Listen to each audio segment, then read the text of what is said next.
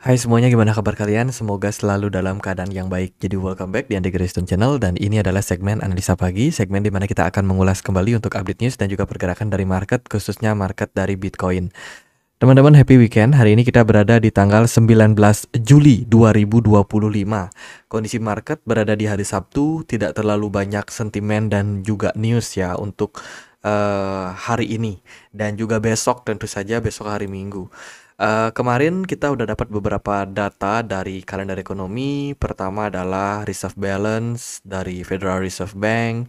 Hasilnya adalah ada peningkatan balance. Kemungkinan memang kemarin itu eh, mungkin 2 minggu belakangan itu ada semacam peningkatan dari total duit yang dicetak, teman-teman. Kemarin kan ada kayak peningkatan juga dari Fed balance sheet Amerika Serikat, dan sekarang reserve balance-nya juga menunjukkan tren kenaikan dari sebelumnya 3.342 T menjadi 3.375 T. Jadi ada peningkatan tuh beberapa triliun US dollar gitu, sehingga menyebabkan impact kepada kenaikan market itu beralasan banget.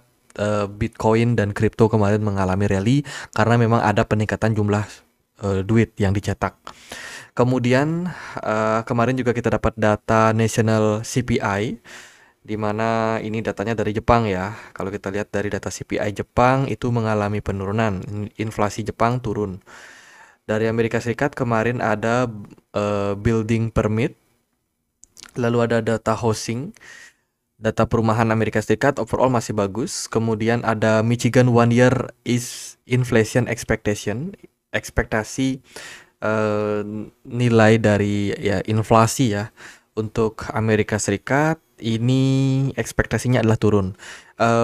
Michigan One Year Inflation Expectation ini kayak leading indicator untuk mengukur gimana sih kondisi dari inflasi gitu. Kalau kita lihat dari sini, inflasinya diprediksi akan turun. Jadi harusnya ini akan menjadi sentimen yang bagus untuk eh, penurunan inflasi ke depannya, sehingga The Fed bisa menurunkan suku bunga. Gitu. Ini datanya positif sih kemarin untuk market beresiko ya. Jadi dolar harusnya kemarin itu agak sedikit turun. Kalau kita lihat dari realita kemarin ya, dolar sedikit turun 0,11%, which is ini good. Itu beberapa rilis data yang sudah kita temukan beberapa waktu terakhir. Teman-teman, kondisi dari market saat ini greedy ya. Market di posisi 73, dalam posisi greedy. Market sangat optimis, sangat positif terkait dengan pergerakan dari Bitcoin. Kemudian Old Season Index kita berada di peringkat atau di poin 47, which is ini kita berada di pertengahan jalan sebelum nanti benar-benar terkonfirmasi kita berada dalam alt season ya. Altcoin lumayan bagus ya performance-nya. Congratulations deh kalau teman-teman udah pada cuan di market. Kemudian dari data US Bitcoin Spot ETF tidak henti-hentinya mencetak rekor, terus dalam beberapa minggu terakhir mencetak net inflow yang sangat konsisten. Begitu juga dengan produk Ethereum Spot ETF, yang mana 2 hari perdagangan terakhir ini sudah mencapai level tertingginya. Kemarin itu ada akumulasi sekitar 600 juta US dollar, which is ini good point. Nah, akhirnya House ya itu menyelesaikan anti CBDC, Surveillance State Act ya, di mana ini merupakan rancangan undang-undang yang sebelumnya itu sudah dicanangkan untuk dibahas. Sebenarnya announcement-nya itu sudah aku sampaikan di tanggal 11 Juli di komunitas Telegram dan juga di YouTube. Mungkin teman-teman ada yang ngeh ya. Jadi ada acara tuh Crypto Week dari regulasi ya, DPR itu membahas terkait dengan pertama Clarity Act, kemudian anti CBDC, lalu Genius Act. Ini terkait dengan rancangan undang-undang kripto, kemudian anti CBDC dan juga stablecoin. Dan overall sih sudah tercapai ya, karena kemarin itu deadline-nya adalah di 18 Juli. Harusnya hari ini waktu Amerika itu masih tanggal 18 Juli gitu. Artinya apa? Artinya adalah ini motor penggerak dari kenaikan Bitcoin dan altcoin kemarin karena ibaratnya regulasi semakin baik ya untuk Amerika Serikat, regulasinya dibahas seperti itu dan sekarang udah deadline-nya. Jadi harusnya kan kalau kita melihat kepada teori ya sell on news, kemungkinan sell on news gitu. Jadi itu dan Donald Trump sendiri kabarnya juga sudah menandatangani untuk Genius Act dan kedepannya mungkin akan ada berita juga tentang kelanjutan dari anti-CBDC gitu ya terkait dengan apa namanya approvalnya. Kemungkinan besar sih di approve karena memang hari ini adalah deadline-nya. Jadi itu masuk dibahas di Senat, kemudian di DPR, ya kan, habis itu baru ditandatangani oleh Presiden Trump, gitu. Jadi ini mungkin menjadi indikasi sell on news. By the way ini beritanya baru banget.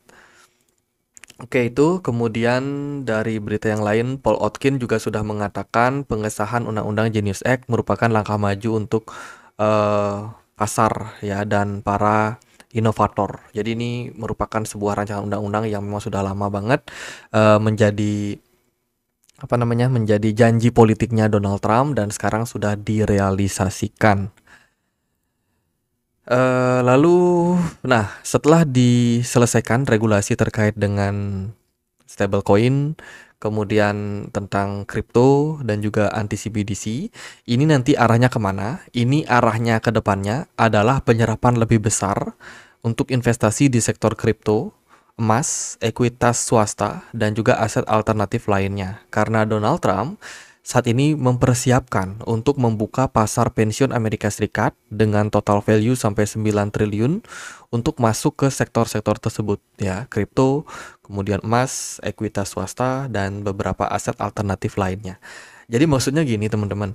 Nah, regulasi kan sekarang udah jelas nih di Amerika Serikat. Nah, nanti akan ada juga apa namanya peluang untuk dana pensiun itu diinvestasikan sepersekian persen untuk dimasukkan juga ke kripto. Tapi ini masih akan dibahas lagi ke depannya. Artinya ada potensi adopsi yang lebih besar, lebih masif untuk market kripto ke depannya, which is ini merupakan sinyal bullish. Ya, sinyal bullish untuk market kripto in the long run. Mungkin jangka pendek teman-teman melihat, wah ini sell on news. Bitcoinnya turun atau mungkin altcoinnya turun. Yes, itu probably bisa terjadi jangka pendek. Tapi kalau kita lihat jangka panjangnya, kemungkinan ini masih bakalan running positif. Seperti itu. Apalagi nanti akan ada pemangkasan suku bunga, yang mana ini akan mengacu kepada peningkatan liquidity di market, ya kan? Jadi ini bisa sangat mensupport gitu. Oke, next. Ethereum surge in buying from US whales. Jadi ada peningkatan kemarin dari jumlah akumulasi pada Ethereum. Ya, which is good. Kemudian berita datang dari May Pharma, salah satu perusahaan farmasi, di mana kabarnya meluncurkan private placement dengan total 100 juta US dollar untuk Litecoin Treasury Strategy.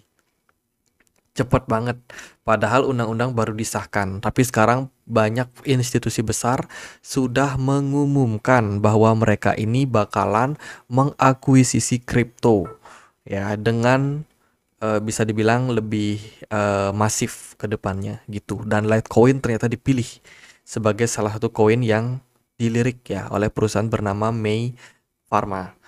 Tuh, terus juga ada Sharplink kembali melakukan pembelian Ethereum.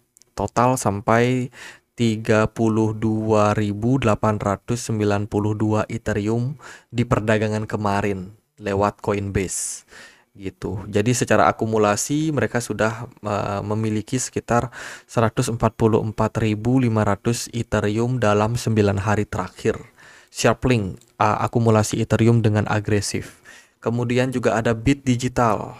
Ini baru aja mengumumkan ekspansi mereka untuk membeli atau menjadikan Ethereum sebagai treasury strategi mereka gitu. Bit Digital merupakan salah satu perusahaan mining Bitcoin yang mana dia udah shifting menjadi staker Ethereum dan terus melakukan akumulasi pada Ethereum. Kemudian juga jangan lupa ada berita FUD sedikit ya. Backpack resmi membuka saluran penjualan utang FTX. Ini di penghujung tahun 2022, kebangkrutan FTX berdampak besar pada industri, termasuk backpack. Ya, di mana backpack itu kehilangan sekitar 14,5 juta FTX. Di FTX ya, 14,5 juta US dollar di FTX dan sangat merasakan dampaknya gitu. Sebagai mantan pengguna FTX, untuk membantu pengguna lain yang masih memegang utang FTX, jadi mereka backpack akan meluncurkan kanal penjualan utang nirlaba. Jadi ini sedikit FUD yang mungkin bisa berdampak gitu ke market. Terus gimana nih? Apakah Bitcoin akan crash? Apakah Bitcoin dan juga altcoin yang lain bakalan turun? Nah, aku mau bahas sedikit kalau token Caldera ini bakalan hadir sebagai reward untuk BNB Simple Earn. Ya, jadi buat teman-teman yang masih hold BNB, no problem, BNB sangat kuat ya, secara movement, secara pergerakan sangat strong. Apalagi ada reward tambahan bagi teman-teman yang melakukan staking di BNB dengan mode BNB Simple Earn. Silahkan staking, ada hadiah token era yang bisa teman-teman dapetin gitu. Jadi ini masih bakalan berlanjut ya untuk campaign-nya ke depan, dan Binance akan meluncurkan token era ini per 17 Juli kemarin. Jadi dia sudah meluncurkan, dan sekarang kalau teman-teman staking BNB kalian itu bisa dapetin token era. Ada total sekitar 1 juta token era yang berada dalam supply gitu. Satu miliar ya, 1 miliar token era yang berada dalam supply, di mana 2%-nya itu dibagikan dalam bentuk airdrop token reward di Binance. Jadi buat teman-teman yang belum punya akun Binance bisa daftar. Ya, kalau kalian punya BNB, transferkan ke Binance, jangan lupa masuk ke menu earn. Di sini ada simple earn, ya kan? Kemudian teman-teman tinggal stick aja kalian punya BNB, karena udah teman-teman berpeluang mendapatkan rewardnya. Kalau teman-teman mau staking langsung token era kalian juga boleh gitu. Ini aku belum login. Ya, intinya itu. Kalau teman-teman tertarik bisa cek link yang ada di kolom deskripsi video ini. Beli kemana pergerakan dari Bitcoin? Oke, kita akan lihat ya. Teman-teman, Bitcoin itu sudah mencapai level 123 ribu ya, dan setelah mencapai level tersebut ada kayak pola, kita bisa bilang mungkin bukan spinning top, tapi pola kayak hanging man, bukan hanging man ya, apa sih namanya, morning star ya teman-teman, morning morning star atau sunset star pattern. Ini saya kalau pattern tuh agak sering lupa memang teman-teman. Oh, jadi ada yang namanya morning star, ada yang namanya apa sih namanya, hammer ya, shooting star, sorry. Jadi karena pola-pola di kripto itu banyak banget, saya sering lupa. Mohon maaf ya teman-teman.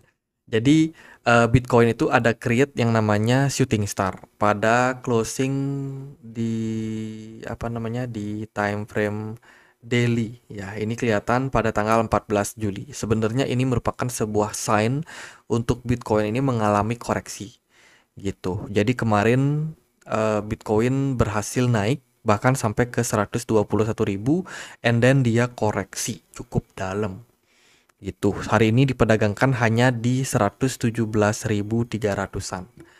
Jadi pergerakan Bitcoin ini sangat wajar, koreksi sehat ya setelah dia mengalami tren rally sebelumnya.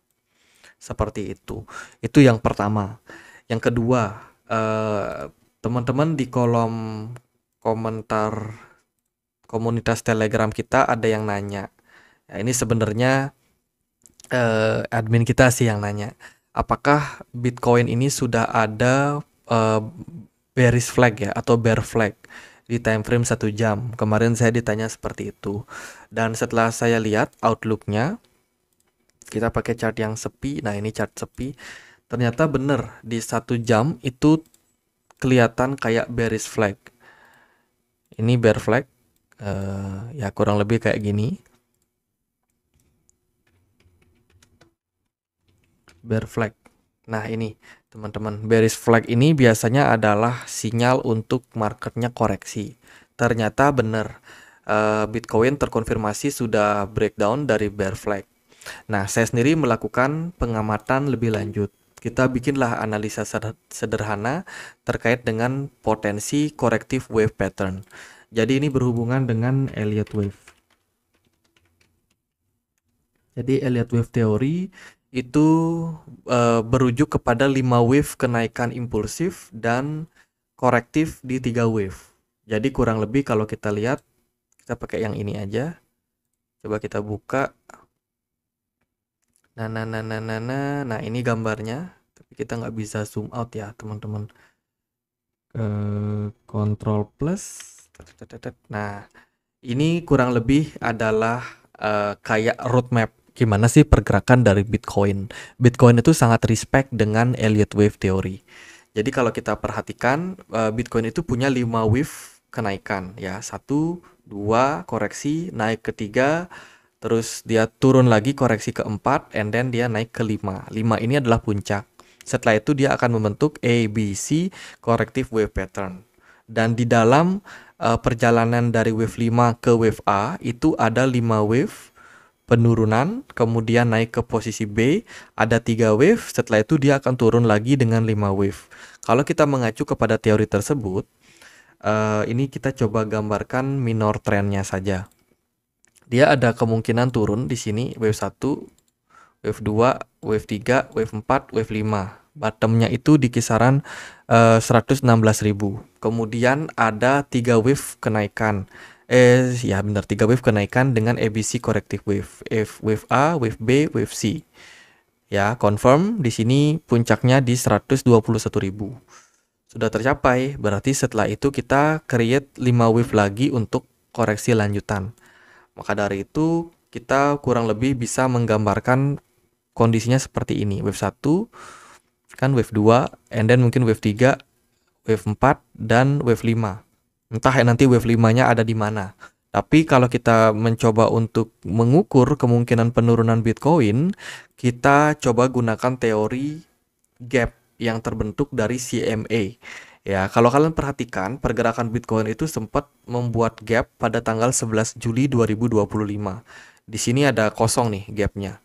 Gitu. Jadi ini sebenarnya kita sudah wanti-wanti juga ya dalam beberapa video terakhir. Ada kemungkinan Bitcoin ini akan koreksi dan menuju area tersebut.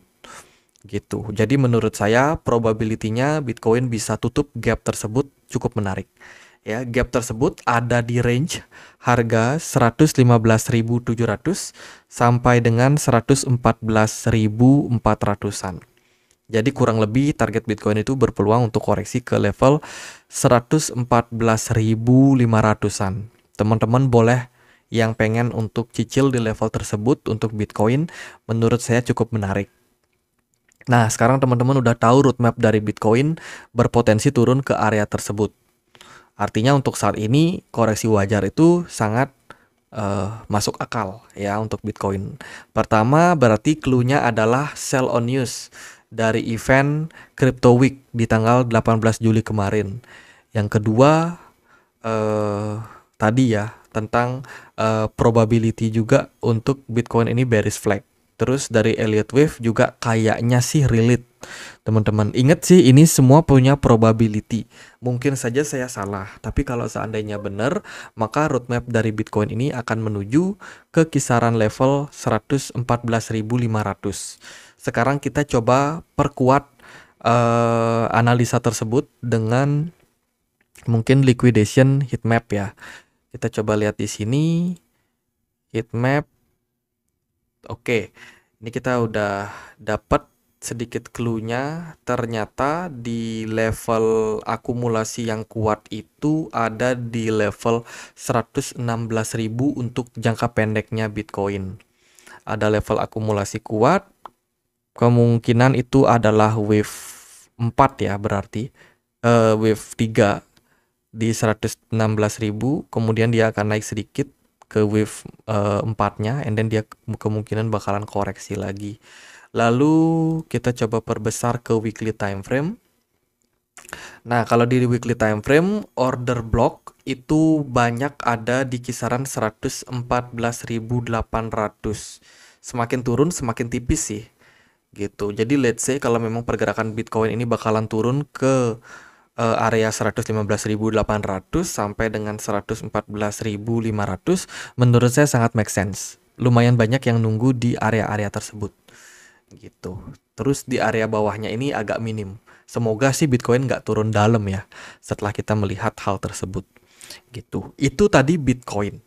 Mungkin teman-teman ada yang FOMO kemarin di Ethereum. Yes, Ethereum juga terdampak teman-teman dari koreksinya Bitcoin.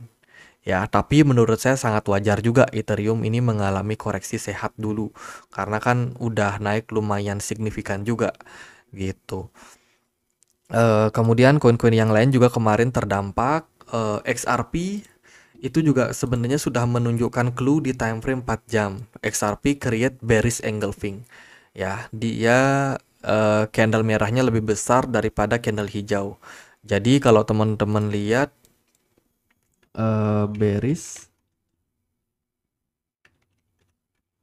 ini salah ketik lagi. Bearish engulfing pattern. Nah, ini kurang lebih polanya kayak gini. Ini merupakan sebuah pattern yang menunjukkan potensi untuk koreksi atau berbalik arah, at least di jangka pendek. Ya, kita pakai time frame 4 jam, kelihatan memang kalau ada bearish engulfing, jadi sudah sewajarnya kalau XRP ini ambil liquidity dulu di bawah untuk koreksi. Gitu. Aku perhatikan sih mayoritas kripto itu menunjukkan eh, pola dan tingkah laku yang mirip ya. Itu BNB pun juga dia kayak ada rejection kuat di kisaran level atas 70 sorry 740-an something, dan kebetulan juga BNB ini lagi ada di resistance ya, jadi mungkin untuk koreksi dulu. XLM probably double top, hati-hati buat teman-teman, tapi itu kalau dia berhasil breakdown di bawah dari 0,43. Tapi sejauh ini sih masih kemungkinan aja. Ya, ini masih bisa sideways dulu sih kalau dia kuat mempertahankan area 0,43. Gitu buat Stellar atau XLM.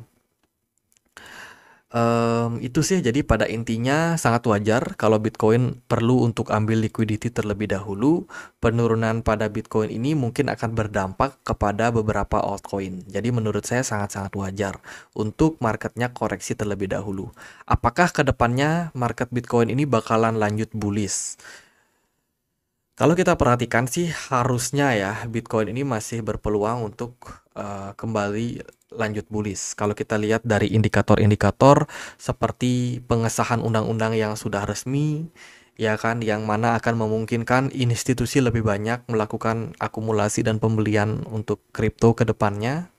Kemudian juga mungkin faktor-faktor secara teknikal yang mana kemarin Bitcoin itu di time frame 4 jam dia ini kan create yang namanya bull flag ya. Di time frame 4 jam ini kelihatan ada bull flag, breakout, and then bullish ya kan. Nah, kalau kita ukur dari target tersebut, sebenarnya pergerakan Bitcoin ini in the long term itu masih akan rally bahkan sampai ke 147.000 gitu. Jadi ini target Bitcoin ini masih panjang sebenarnya.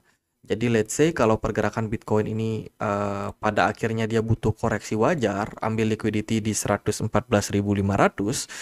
and then pergerakannya kembali lanjut bullish, itu sangat-sangat terbuka kemungkinannya. Jadi menurut saya in the long run Bitcoin ini belum patah tren. Cuman memang dia butuh untuk ambil koreksi di bawah dulu gitu sebelum akhirnya next rally. Kemungkinan besar juga akan mempengaruhi banyak altcoin. Sebab altcoin kayak Ethereum itu punya potensi kembali untuk ke area 4 ribuan juga ya pada cycle sekali ini.